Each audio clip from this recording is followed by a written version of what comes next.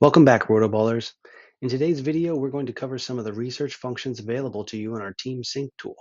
If you haven't already linked your fantasy teams to the site, make sure to do that first. We have a separate video to help you through that process. So first, you'll want to head to the MLB link in the navigation bar. Then select Team Sync tools from the dropdown.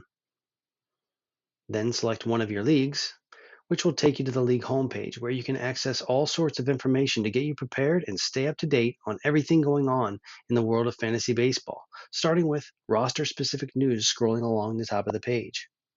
One of the things you'll want to do first is head over to the starting lineups page where you'll see a rundown of all the day's games along with posted lineups, complete with umpire tendencies, park factors, and weather.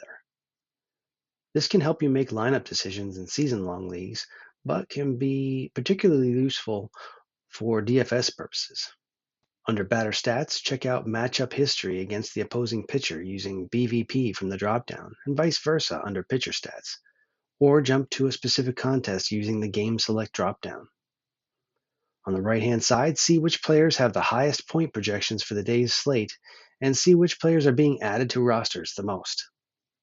Top performances will show you which are the best performing fantasy players to date, which could illuminate some surprising names and potentially provide some waiver wire ideas. Defense rankings will highlight teams that are more or less prone to allowing production in a particular statistical category, which can be helpful in making lineup decisions in head-to-head category leagues or even for betting purposes. Projections will show you each player's projected categorical contributions for the upcoming week, all represented by a cumulative z-score for comparison purposes. Filter by position or change the time period to a particular day, next week, or rest of season. The statistics page is exactly what it sounds like, a complete breakdown of each player's stats for the current season, with any available free agents highlighted in yellow and any players on your team shaded gray. The Sleepers and Busts page shows which players are over or underperforming their preseason projections the most by comparing their projected fantasy rank to their actual fantasy rank. This too can bring to light some potential waiver wire pickups.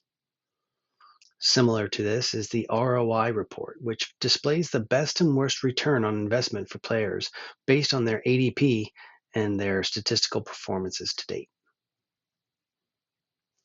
Want to see which players have recently earned increased playing time? Use the Role Changes report to check out who has seen an uptick in at-bats, plate appearances, or innings. Filter by hitters or pitchers, or even particular positions, as well as the time frame. Tired of red-hot streaks, followed by ice-cold spells from your fantasy players? Leverage the consistency report to see which players are regularly deviating from their average fantasy points scored by the lowest or highest amount. This tool can be particularly useful in DFS cash games if you're looking for consistent performers. Another way to help you decide between which players to play is to look at the home versus away report. This will display how particular teams perform at their home confines versus playing a game at an away ballpark. As you can see here, the Colorado Rockies are well known for having a hitter-friendly ballpark, so it's not a surprise to see that they perform much better at home compared to when they are the visiting team. It's worth noting that this type of information is applied within the application itself when making roster recommendations using some of the other tools like the Lineup Optimizer. The schedule grid shows a week-by-week schedule for how many games each team has remaining. This tool could be helpful when making survivor picks, where a team needs to win at least half of their games in order to advance. Users may consider shying away from teams that play an odd number of games in a particular week.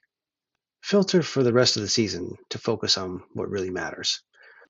In conjunction with this report, use the weekly schedule in order to see which teams face off with easier or harder opponents. Well, that brings us to the end of today's video. Thanks for watching, and make sure to check out our other videos to catch up on all things related to our Team Sync tool.